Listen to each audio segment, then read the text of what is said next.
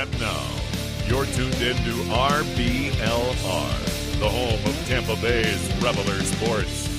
Hello, everyone out there in Tampa Bay and beyond. This is James Knowles coming at you for the RBLR Sports Podcast. I am covering the Rowdies. That's what I do. I'm sure you're aware of it. And I'm sure you're aware that my co-host, per usual, is Carlos. How are you doing tonight, Carlos, on a Tuesday evening? James, it's a lovely night up here. The weather's great. The finals are kicking my butt. I have so much to do, so little time. I'm trying to just enjoy the last few weeks of being a stupid college kid before I have to get into, sucked into the world of taxes and the job abyss. I'm having a good time, James. How about yourself? Yep, I am also having a good time. I am past the tax point of this, 2024 at least, so that's positive for me, and I will take it there. Now, Carlos, you and I have a game to cover from this past weekend. There was a lot that went on in there. There was one or two things that did not happen that we probably wished had happened, and we've got it's just tons of talking points, and also there is some Rowdies news that isn't actually related to the club, I guess, but it's something that everybody on Twitter is talking about, so we're going to have a lot to get to tonight.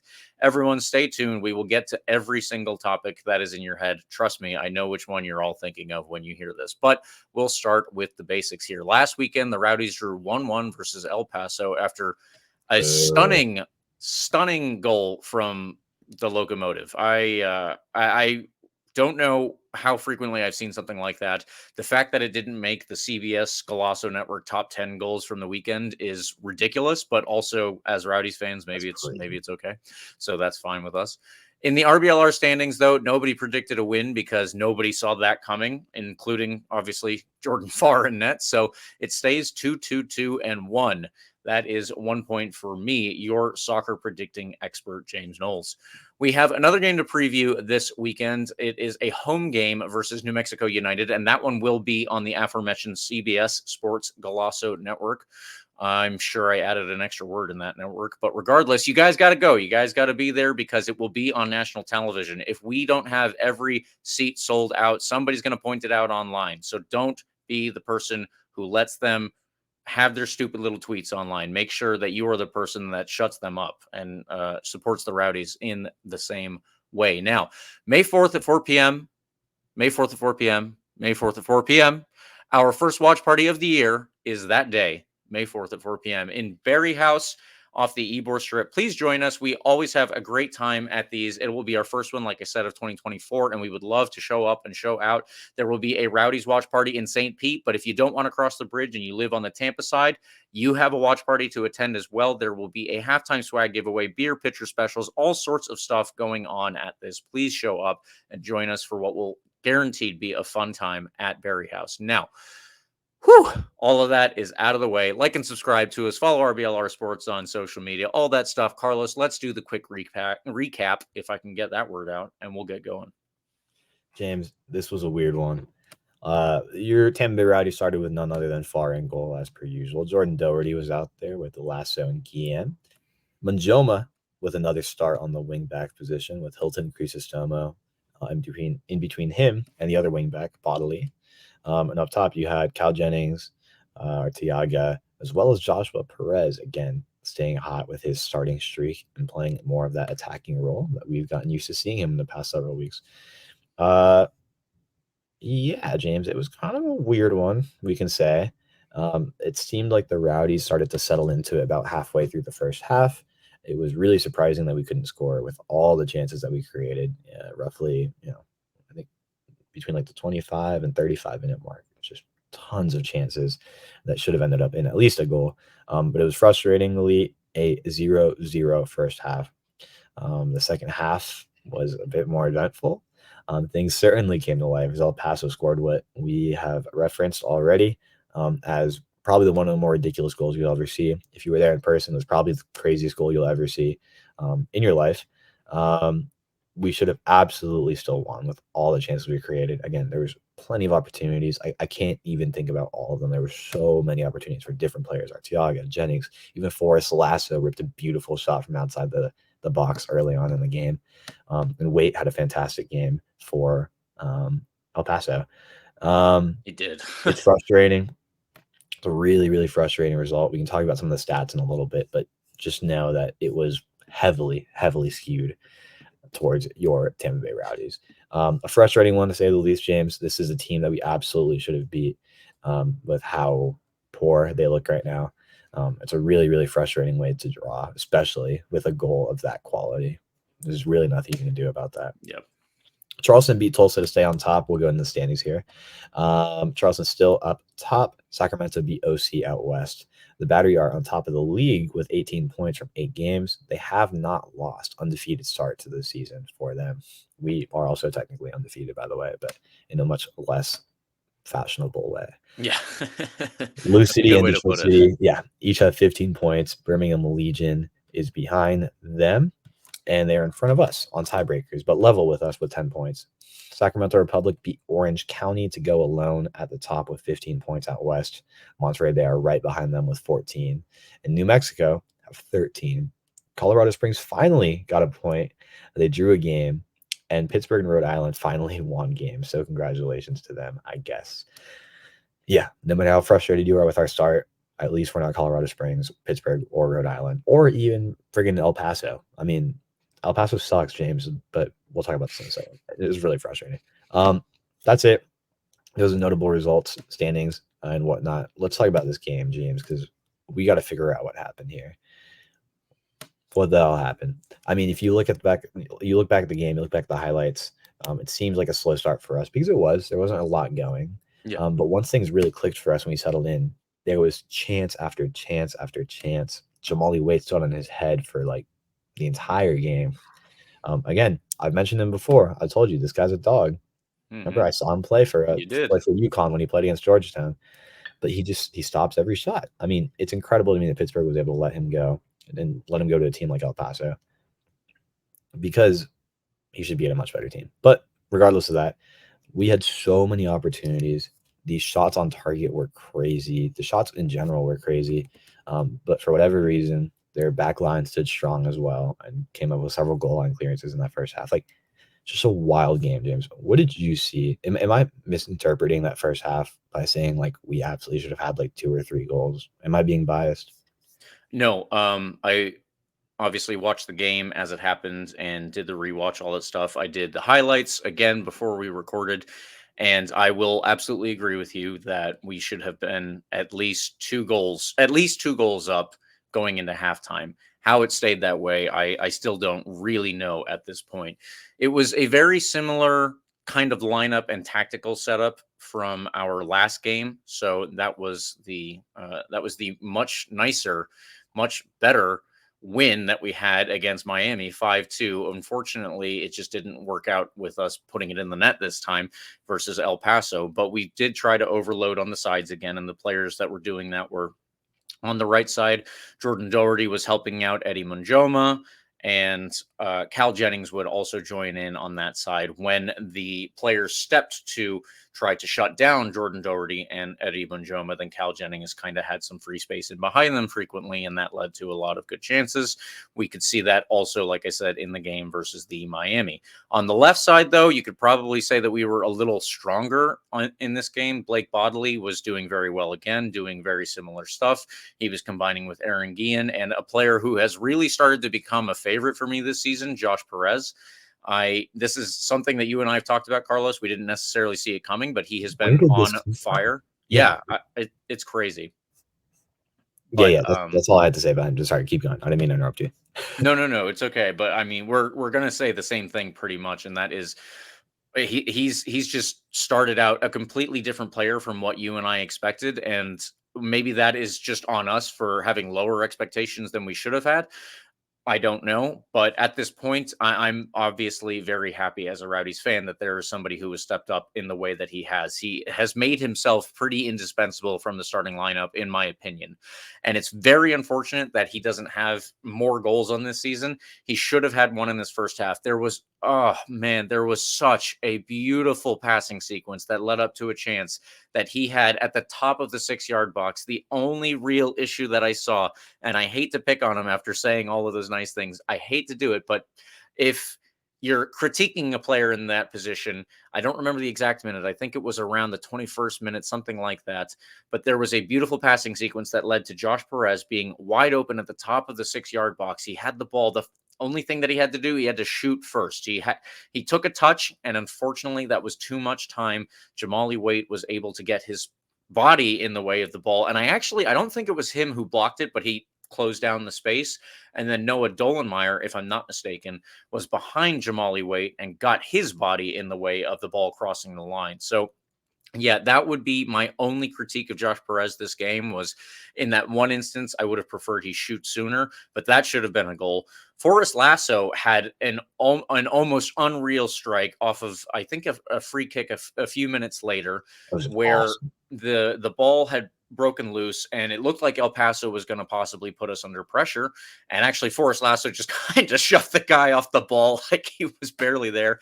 It was great to see. But he turns around, he takes a great shot, and it's so unfortunate that it sails over the bar. I think it was actually something that Jamali Waite got a finger on It that was one. saved. Yeah, that was dipping into the net. Again, Jamali Waite's a dog. This guy's the most slept on goalie in the entire league. I say this every time. He's insane. Forrest Lasso would have scored that on 90% of goalies in the USL. That was an insane shot. I had no idea he had that in his bag. No clue.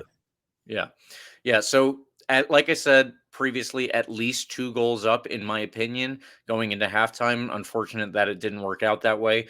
I was talking to Robbie Nielsen afterwards, and he said that they had, of course, a very similar approach to the game versus the Miami. Not literally in those words, but he said that they were trying to go forward all the time and trying to do similar things, breaking it down that way.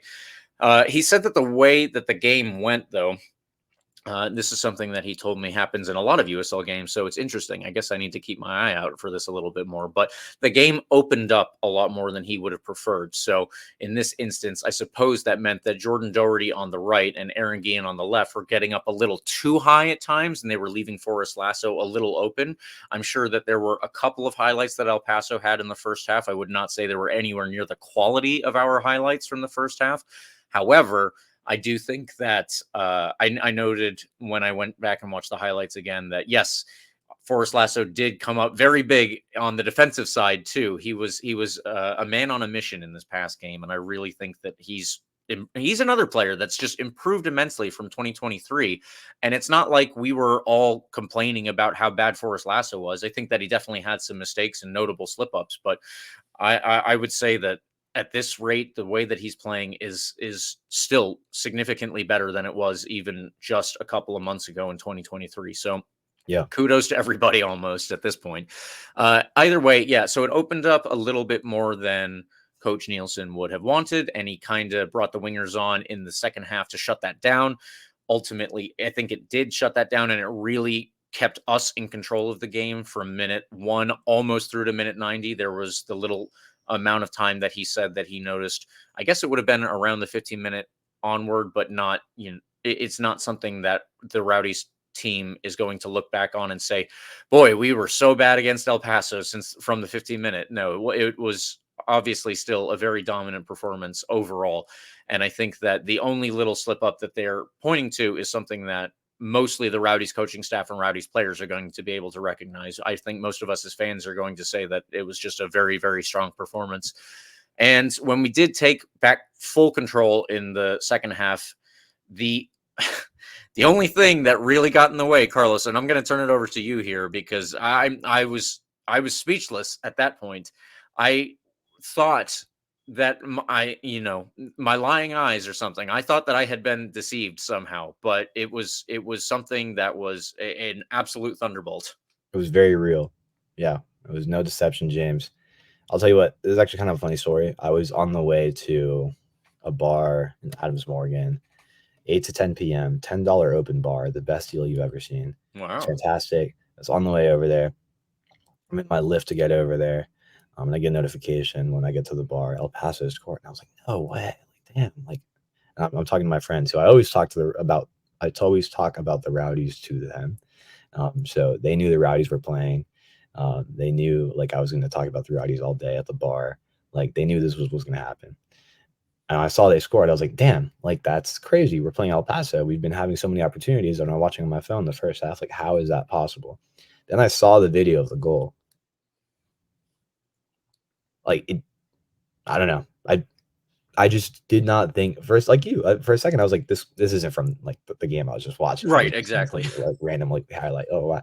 Because you never expect it to happen to you. You always see those highlights on Twitter or Instagram or something crazy. The half shot goal, like wow. You never expect it to happen to your team. And it did.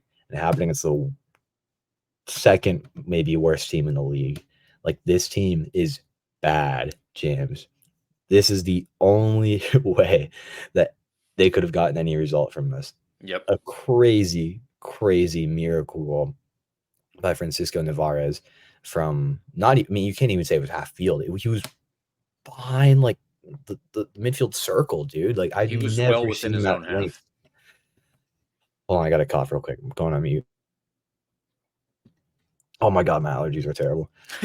No, James, this stinks.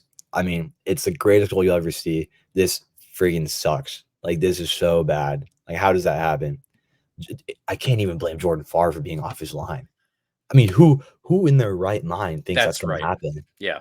You like if you're a professional soccer goalie, you've seen enough highlights to realize, oh, like he's getting to the half field line and I'm off my line. Maybe I drop back a little bit. But not from there. He wasn't even close to the half. Oh my god, dude! Like I'm getting heated again. Like it's so stupid. And I'm not saying like it is the reason that we only got 1 point, but we should have scored more goals. Like for Jamali stood on his head in goal for El Paso. Their back line, like there's goal line clearances. We hit the Crisostomo hit the post before this goal off a ripper from just outside the box. Like, yep. I don't know what we did to piss off the soccer gods this night, but there was some sort of like force field around their goal and some sort of magnet around ours. It was unlike anything I've ever seen. Like we've had some games like that where it's like, man, like we really deserve to win that game. We outplayed that team. I don't think I've seen one as like blatant as this. It's been a long time. Yeah. And especially and to have like that goal that El Paso scored be the goal that, takes away 2 more points. It's brutal. I know fans are frustrated. I'm very frustrated. Like we're undefeated, like, but it's 4 draws, 2 wins, and we're drawing against teams that we feel like we really should be getting points from, especially like with the quality of players we have. This just felt like, okay, maybe we've had some bad performances earlier this year. Like we played well this game. I think this is an off, like just a, like, what's the word? Oh man, what's the word? Like it's a wacky game. It's just a wacky game, and it came right after it, like, another draw. It's weird, it sucks, but it's like we're trending in the right direction. Yes. I don't know how much more we could have done this game, really. Like maybe the finishing could have been a little better. Maybe Cal Jennings lets the ball go a bit quicker in that one-on-one opportunity. I don't know how much more you do in this game. Like we were dominating the whole game, They had a couple chances, sure, but like nothing like what we had. I mean, it sucks. Yeah. I mean, this is just one of those games that's like, this is how sports go sometimes, I don't want to cut you off there, Carlos, but No, I did please want do. to. I'm just ranting. Well, I wanted to lead into a little bit more of the post-game press conference because Robbie Nielsen, Manu Arteaga, who I didn't get to speak to in any Spanish because as much as I've been trying, I'm not ready for that in an interview. So he gave me his best English, and I thank him for trying because I wasn't prepared to do that on the other side. But those two and Danny Crisostomo, all 3 of them said the line, "That's football." They all said that same line. I was watching the other videos that the Rowdies team sent us as a preview of the upcoming game this weekend. Again, Forrest Lasso and Josh Perez, they both said it. That's football. Sometimes you're going to have games like this where it's crazy. But to return to Robbie Nielsen and what he was telling me after the game, he told me, he could not fault the players. They got themselves into all of the positions that they needed to score. And if you want to get into the talk about the stats behind it all, we obviously dominated in that. I just want to go through it really quickly here. 21-9 total shots. That's crazy. 4-0 big chances. Unfortunately, we did miss 3 of our big chances. And then we had shots on target 9-5, also in our favor. So the thing that he told me especially was, as much as we look at these games and we say, how on earth have we only scored 1 goal in this game? How on earth did El Paso score a goal in this game, that goal in this game? It's still the case that the boys are doing what they're supposed to do in terms of creating chances. And if you continue to create chances, it's impossible that eventually some of those will not go in. You're going to have a game like this every now and again. But if you end up getting 21 shots and 4 big chances every game, we're going to win most of the games that we play. Obviously, that's not going to be the actual statistical matchup that we end up with at the end of every game this season. I'm just saying, if it were, of course, then we would be sitting very pretty at the moment. So it's frustrating, of course, but I do think, as you said, Carlos, we're trending in the right direction.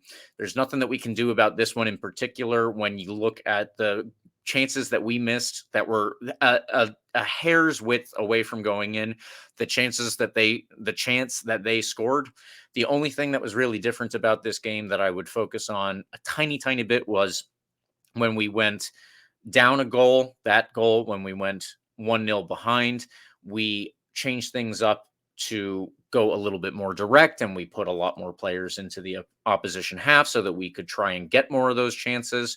And it obviously almost worked out for us, but at a couple of instances, we left ourselves open to some nervy moments where they could have counterattacked us. That was something that I saw from USL tactics guru John Morrissey, and looking back on the highlights, I recognize where he gets that from. But at the same time, we wouldn't have been in that position if we weren't so close to creating so many chances all the while. So it's hard to find anywhere where you can fault people. As you said, maybe we give them 1 ding or a half a ding, let's say, if we're talking about their finishing. But I mean, how much closer can you get than Forrest Lasso's or Josh Perez's 2 chances, or the one that you had mentioned with Danny Crisostomo hitting the post? Just ridiculous stuff. That was dumb. I hate this. This is stupid. I want to go home. Like, I don't know. It just sucks. I think you put it in the right way, though. Like, if this is the type of performance we put up, the goals come. You know, these miracle goals don't happen any other time this season, I hope. So I hope we got the miracle goal against us out of the way. There we go. That's a good way to look at it. And, like, the trend leads to more wins. We've been playing fine. We've had some bad performances this year, but this was good. And I know it was against a bad team. I think they can replicate it against a good team. That's where you get your confidence. You got to build it up. Yeah, I think we're going to be all right. The injuries are slowly fading away. People are coming back. I really want Neon Gabira to play more. Maybe that's my only thing. Like, I think he is a really, really valuable player that is adding a lot to the team when he's on the field. I think we're missing him a bit when on that right side, I think I can say. Manjoma has been fine. He's settling in nicely. I fully thought he'd back up Neon Gabira, and Neon Gabira would be our starter on the wingback position. I'm really surprised that it stuck out like this, but that's fine. If Manjoma plays fine, like, okay. But other than that, like, I can't criticize Robbie Nielsen's approach. I can't criticize the players he's playing. Like, it's fine. It's good. It really is. I don't know who else you can play more. It stinks that our substitutions are limited. We just don't have many people on the bench. But that's changing slightly. It's changing slowly. Kleeman's back. Ortiz is there, I guess. Desart did not come in, which I'm okay with. It looks fine. Like, we look good. So I'm going to try and just be positive and expect that it's going to work out as the season progresses, because that was lame. That stinks. It wasn't even like a boring draw either. Sometimes we play boring draws where we just don't have anything. This was like, we played well. I don't even know how else to say it. I think we hit the woodwork like at least twice. I thought it was 3 times afterwards. It was crazy. There was a couple goal line clearances throughout there. Like, yeah. I mean, yeah, every stop that El Paso had was celebrated like a goal. It was. Like, it's It's crazy. Can you point to anything to improve here, James, on this performance, or are we going to just chalk this one up to bad luck and hope it never happens again? I'm going to do that personally. I'm going to do exactly that, chalk it up to bad luck. The last thing that I'll say in terms of any analysis was that I agree with you. It was an exciting game. I think that there was so much going on. And the one final thing from the post-game press conference that I wanted to highlight was something that Robbie Nielsen mentioned again. He said that his job, partially, obviously, his job, I think, first and foremost, is to win every game that you can. But that's not necessarily possible. There aren't many teams who are going to do that, including the unbeaten Bayer Leverkusen. They have not won every game they've played. But the point is, he has another job, in his opinion, and that is to make sure that fans are entertained. And in his words, they want to come back. That's the quote. That's what he told us in the preseason. That's what he told me again this past weekend. I think that that's something that is in the back of his mind, that he really does want to be a team that is attacking, that is making a lot of chances happen. And then whether or not those chances go in, of course, that can be up to the bad luck or the good luck at times.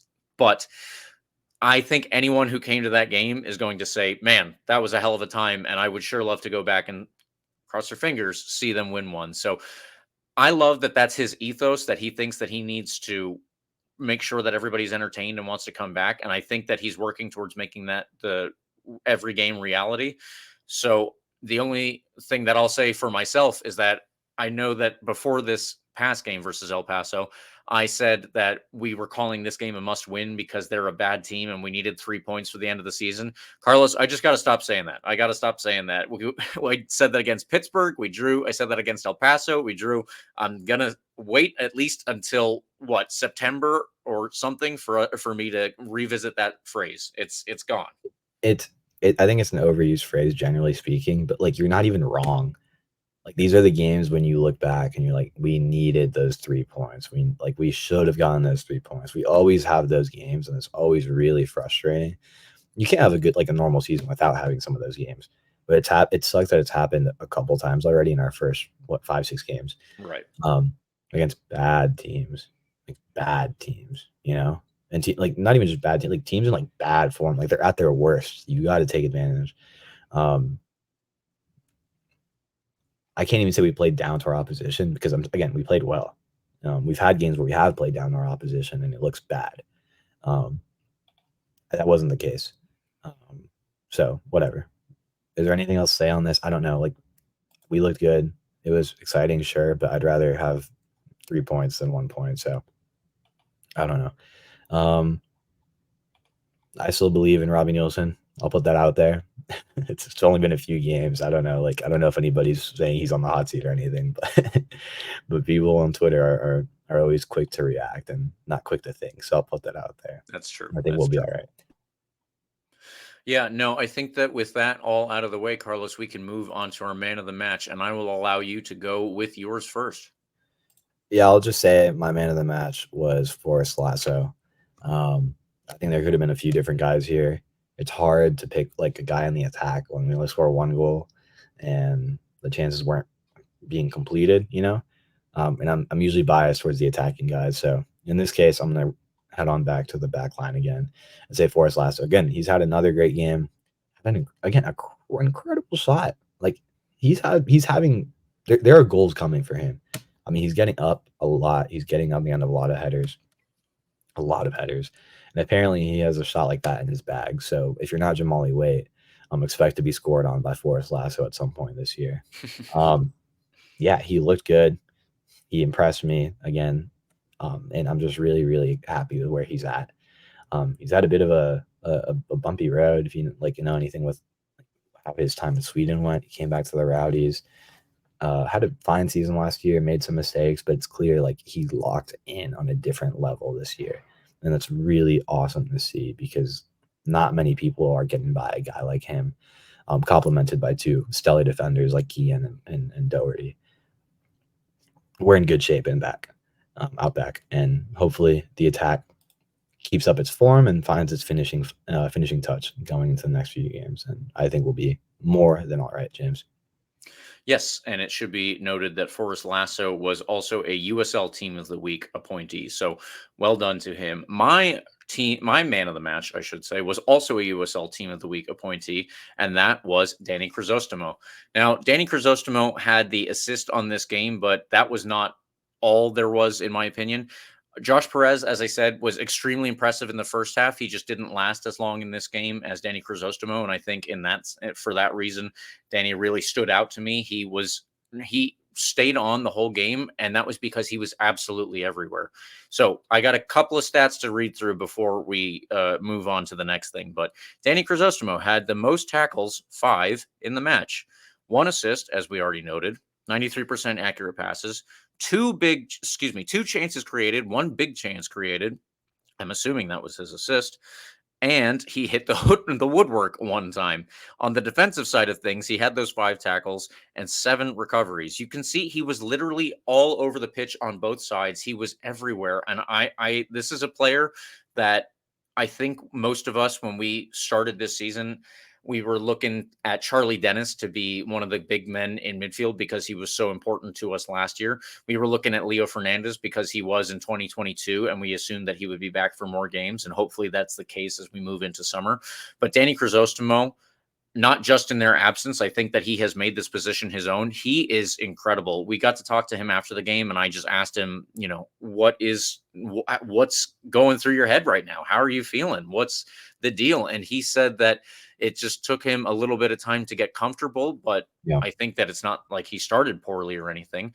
Now that he's feeling comfortable with everybody, he's able to absolutely dominate in this league. And I think that he's going to be an incredibly important player over the course of the rest of this season, as long as these last couple of games are anything to go by. So Danny Crisostomo is my man of the match, and I hope that we have him playing like this for the rest of the year. It's just great to see. Another guy that I did not think would have the type of role he's having right now. Maybe that's a little more naive on my part because we didn't really know anything about him. We knew a little bit, like enough about a guy like Joshua Perez to be like, what's he going to be doing for us this year? Danny Crisostomo is someone that I figured would be good depth player, maybe a starter. He's taking over in the midfield. I mean, he is proving to be an incredible, incredible duo with Lewis Hilton. Lewis Hilton always seems to find someone to tag team his role really well. In this case, looks like it's Crisostomo, and I'm really, really happy with that. Because again, the depth side of things is not very deep right now, especially with some injuries coming back slowly. Dennis, Desart is there, but I'm not a Desart hater. I think I'm okay with him not coming in too much right now, especially with Crisostomo playing the way he is. Exactly. So that's fantastic. Yeah. Sorry, that's all I had to say on that. I'm a Crisostomo stan right now. There we go. But I didn't want to steal your guy either. I love Forrest Lasso. That's my boy too. All right. Well, that is our man of the match segment. And with that, we will move on to our shameless plug. And folks, especially Carlos, I don't know if you've heard about this or not. There's a game on May 4th. And on May 4th at 4 p.m., we are having a watch party for this game.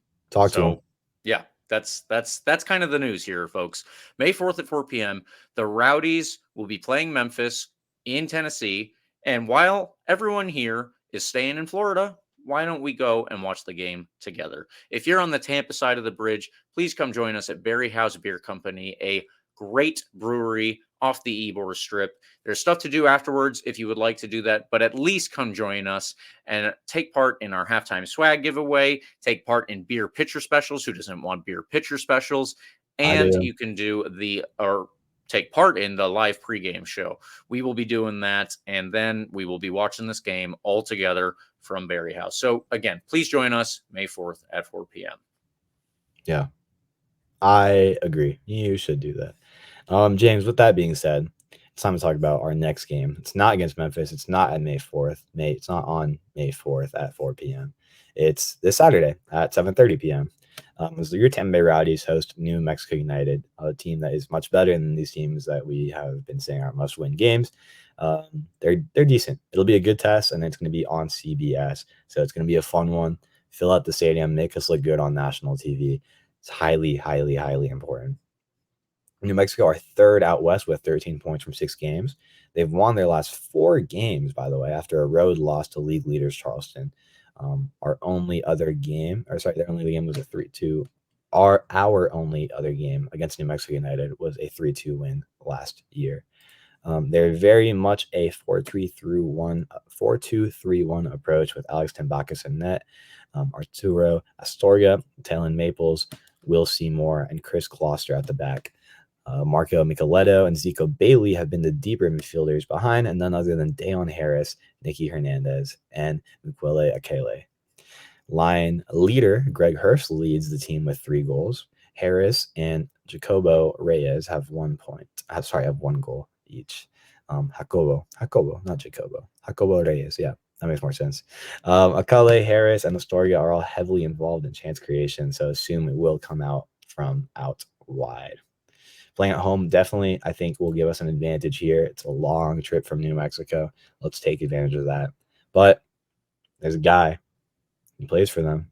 He played for us before. He knows how to play at Alan Lang, James. Dayon Harris. That's going to be one to watch.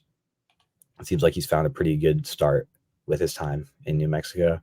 I'm hoping we don't regret letting him go in this game, and he has a fantastic performance against us. How do you think this game's going to go, James? It's going to be a tough one, but it seems like we do live up to the challenge against tough teams at home. So maybe that's spoiling my prediction, but how do you think this is going to go? Well, I do think that this is going to be one of the tougher of the challenges that we face this season. Obviously, we have played some good teams. I don't mean to say that, but New Mexico has played the same number of games that we have, and they are currently several points better off than us, or at least, well, 3 points is not several points. 3 points is 3 points off. That's probably not the word several, but the point is that they are doing better than us at this time. So I would like to say that New Mexico are probably going to be a team that we can handle. I am just a little skeptical that we will continue to have our streak such as it is at the moment, because New Mexico are still doing very well. Again, I wanted to highlight their form, 4 wins in a row. That's pretty wild, in all honesty. That's not something that you see all that frequently.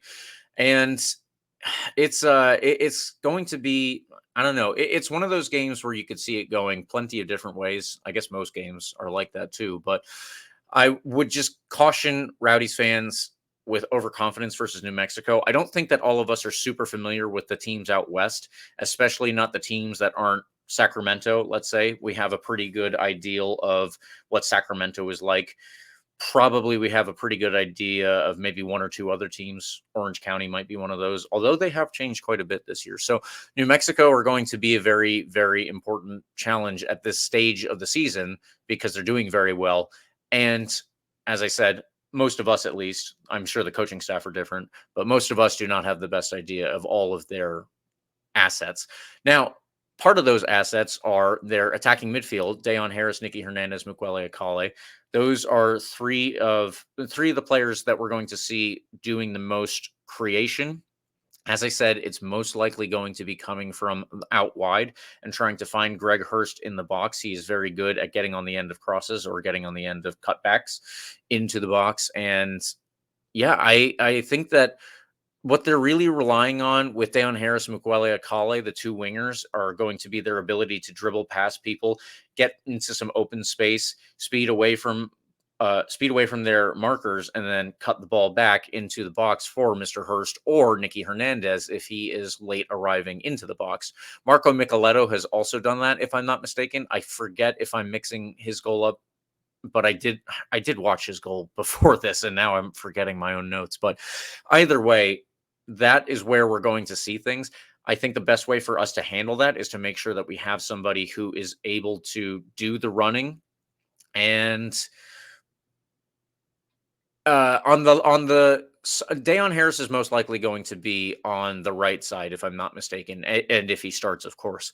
So Aaron Guillen would be our marker for his side of the field, and I think that there is a speed matchup that's a little in favor of Dayon Harris, but I won't say that it's crazy. Aaron Guillen is not as fast as Deion Harris, but he is still pretty good on his feet. On the other side, I would say that Jordan Doherty is not a bad player by any means. I would just also say that he's probably not as fast as the person that he's supposed to be marking, or necessarily, let's say, Aaron Guillen. So I don't know if there's going to be a little bit of maintenance on the right side. Well, probably on both sides. A little bit of maintenance in terms of keeping the fullbacks a little bit deeper than they otherwise might play, let's say, than they did play versus El Paso and Miami when they were so heavily involved in creating our attacks. But I think that the best thing for us to start this game, at least, is keep our fullbacks, Aaron Guillen and Jordan Doherty, if it's them again, a little bit deeper, and let them just get used to the pace of the game. Deion Harris and Mukwele Akale need to be corralled. They're going to be some of the most important players for New Mexico. And if we can do that, all the better. If we can't, then that is where we're going to see the problems, of course. And I do hope that we are able to maintain the right positioning for handling them, as well as the fullbacks behind them, Chris Gloucester on the left and Arturo Astorga on the right. That will be down to Blake Bodley and most likely Eddie Munjoma. Again, we do have the talent to do all of this stuff. It's just going to be the execution on the night. So that's where I'm going to point everyone to keep that in mind. But yes, I do have a little bit of reservation when it comes to the predictions here. Now, Carlos, I will let you get started unless you have anything else to add to that. I will just point out Deion Harris has not started the last 2 games, maybe more, just the last 2 I've checked here.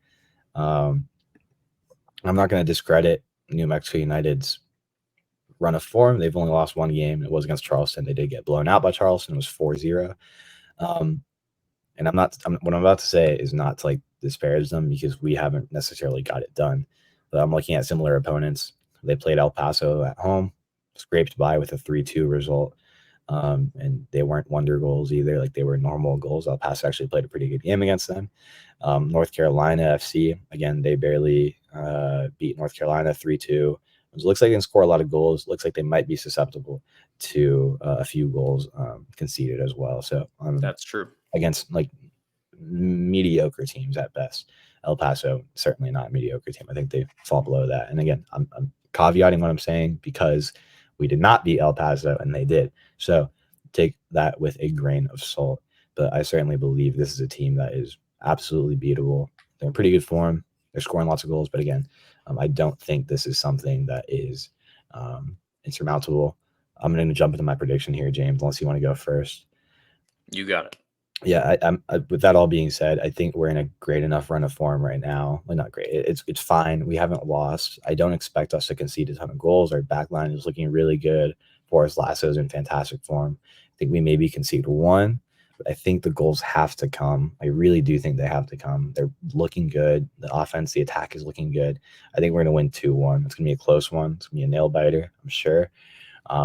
Deion Harris gets involved somehow at some point, just because it's the Rowdies and our former players have to play well against us. That does happen. So it's going to be an exciting game for sure. I think it's definitely worthy of a national spotlight on CBS. So I think they picked a great game for it. I think it's going to be exciting. But I do think we come out with the result. I know I'm the eternal optimist, so take that with a grain of salt again. But I'm really, really excited for this game. It's going to be a good one. I do think we can pull it out. If we literally just play how we did against El Paso, but slightly fine-tune the touching, I think we're in business. Well, you are in good company with our producer, Eureka, who has also predicted a 2-1 win. And I am going to be the downer here and say that I don't think we get the win. I don't think we get the tie. I'm going to say a 2-1 loss to New Mexico in this game. And that comes down to their form. That comes down to their ability to catch people, especially on the break, most likely. But I am more than ready to be wrong, let me tell you, folks. If you have a score prediction, please get at us on Twitter. You can use the hashtag AskRBLR, or you can ask us what the hell is wrong with that James kid. Why is he predicting a loss? That's perfectly fine.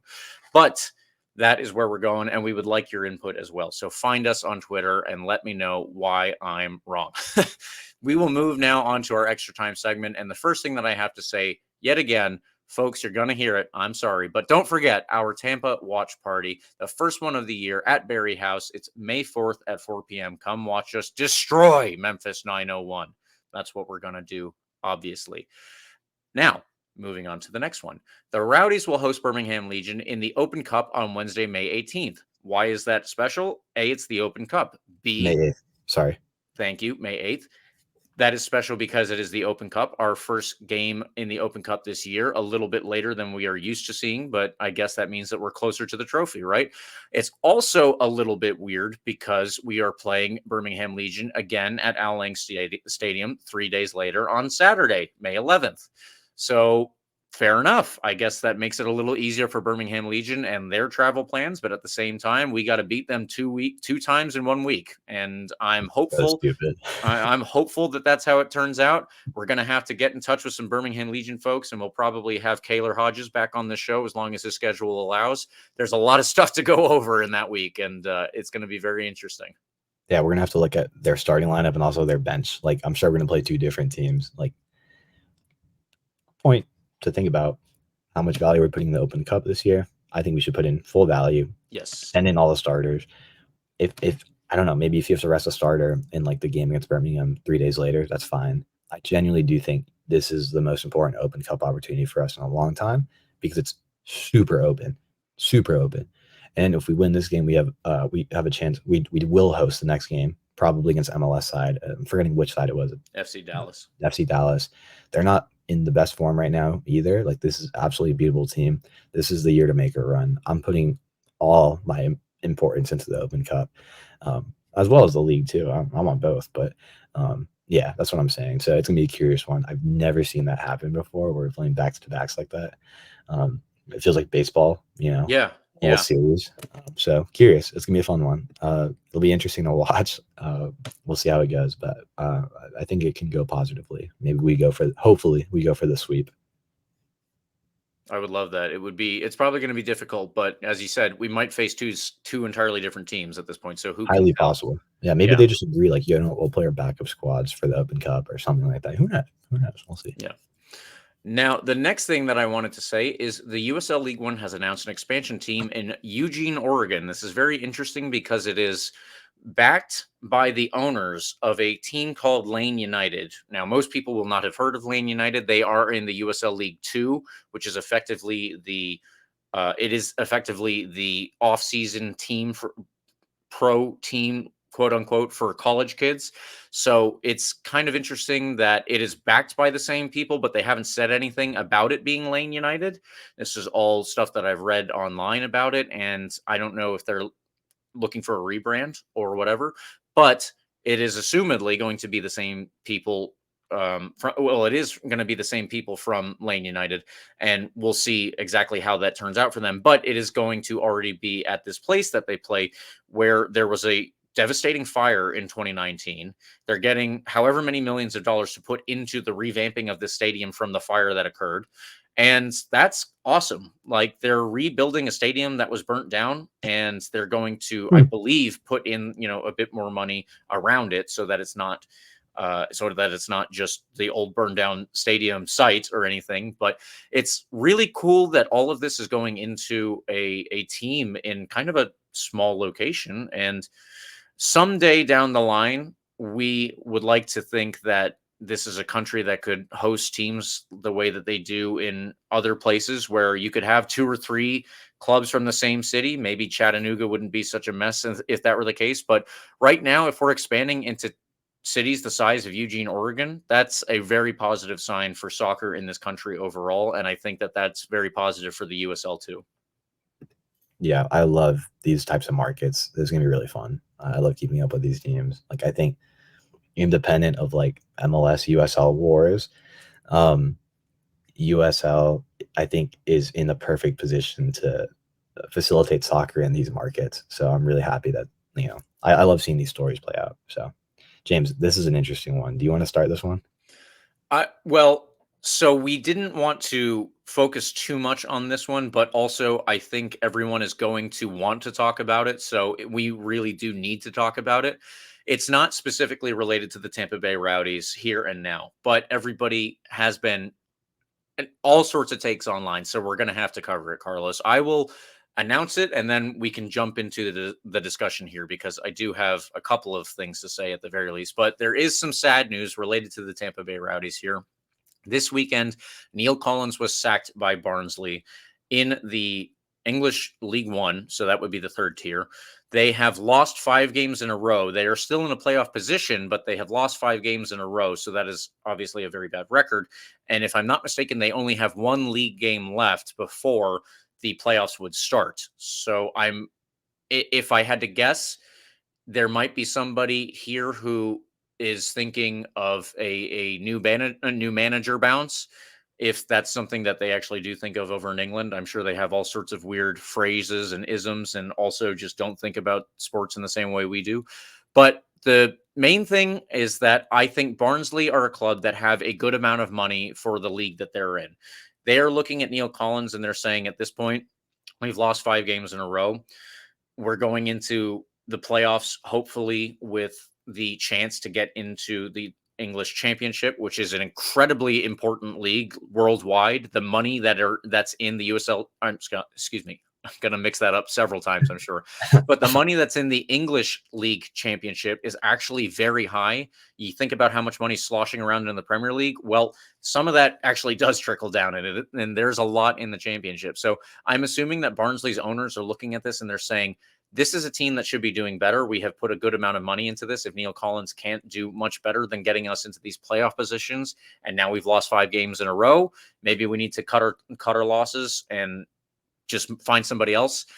That's how that goes at that level. Unfortunately, or fortunately, it challenges you to be a new type of player, a new type of manager every day, because if you don't, then you will fall to the wayside. There is promotion and relegation. If you can't get yourself promoted, then the other side is going to be down the line at some point. And I think that the owners behind Barnsley are just not okay with this. The only other thing that I'll say before I turn it over to you, Carlos, is that there are a lot of Rowdies fans who are pissed, rightly so, in my opinion, that he went to Barnsley and he didn't even make it a year. That sucks. That really does suck. And that sucks for us as a club. No doubt. That is absolutely the case.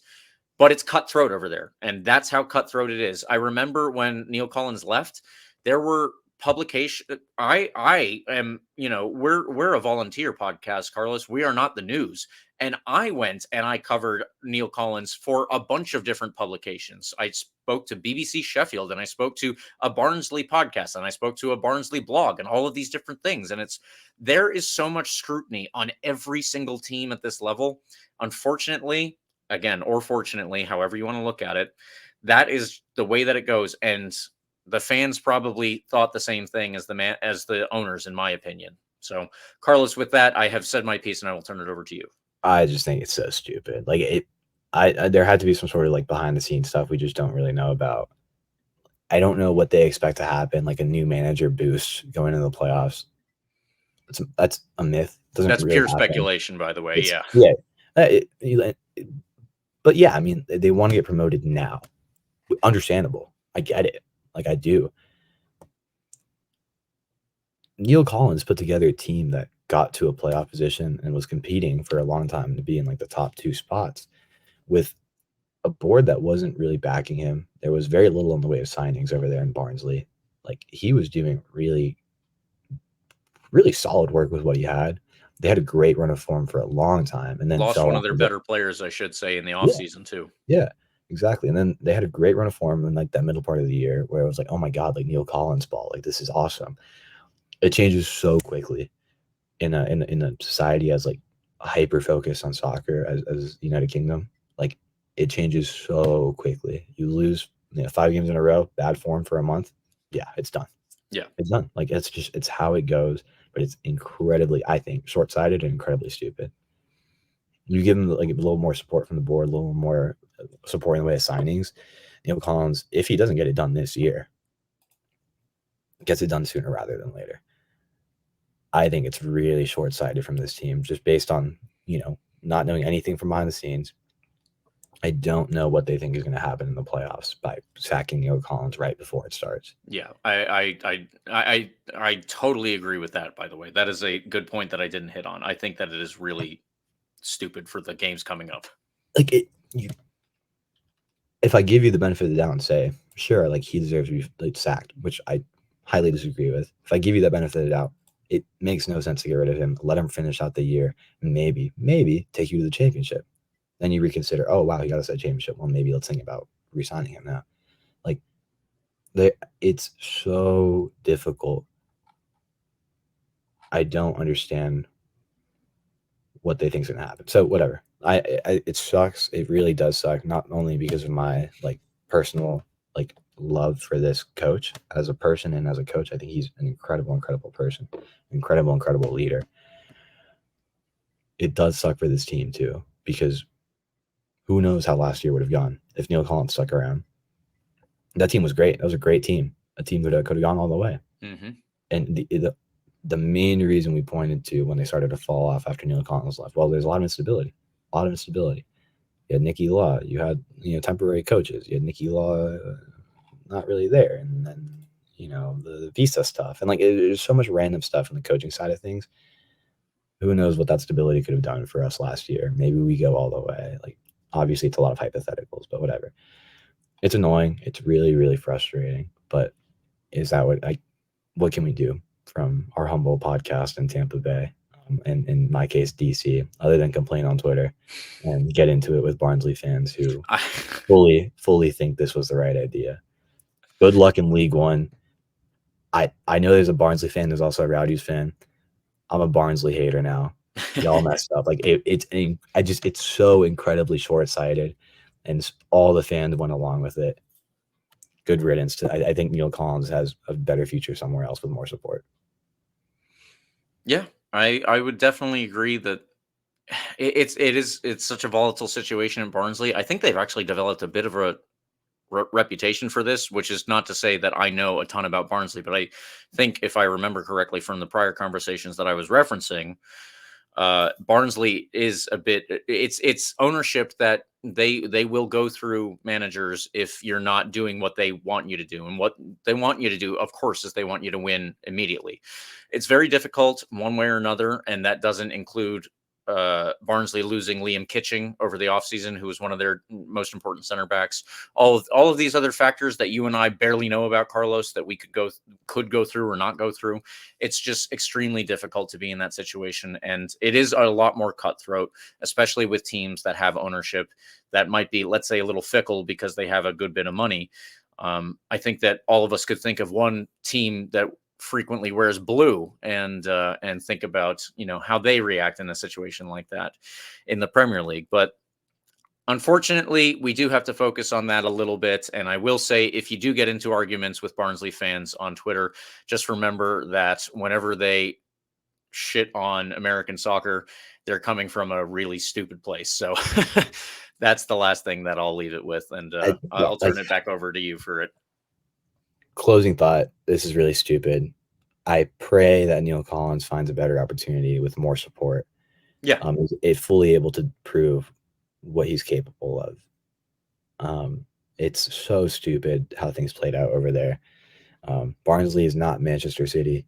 They do not have the luxury to just dispose of coaches as they want and then just plug people in because they have the best players in the world. They have Barnsley players. They have League One players, and they're not helping their case by not making signings and replacing players as they go. Like he did absolutely everything he could with what he had. You can criticize his his individual game approach, fine. Like maybe there was a couple games where he messed up, but putting him in the position they're in with what he had was a solid start, and it was trending upward. Even if this year didn't go promotion, like I don't know. I think it's just really stupid, incredibly short-sighted. Neil Collins is a culture builder, and I don't think they valued that part. They wanted immediate results, which again I understand. But again, this is not Manchester City. This is Barnsley FC. With all due respect, like they do not have the luxury to do that, and I think they're putting themselves in an endless cycle that won't go well for them. Probably true. Anyway, last point, extra time, James. Never try Zins.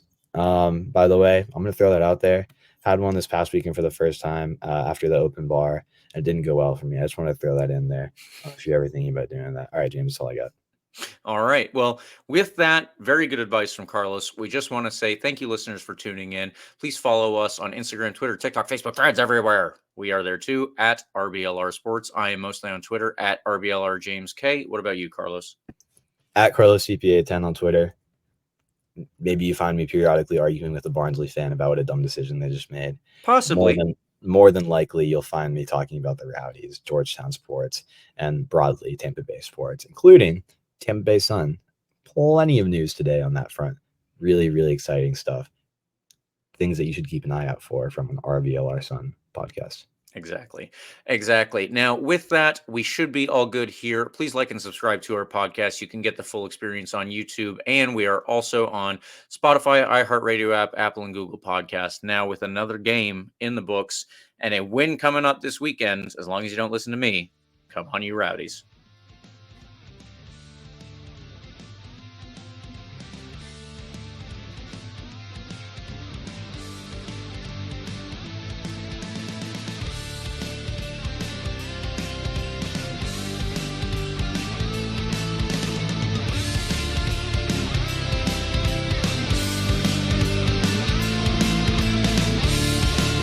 Thank you for tuning into this presentation by RBLR Sports. On your way out of the stadium, please remember to like and subscribe.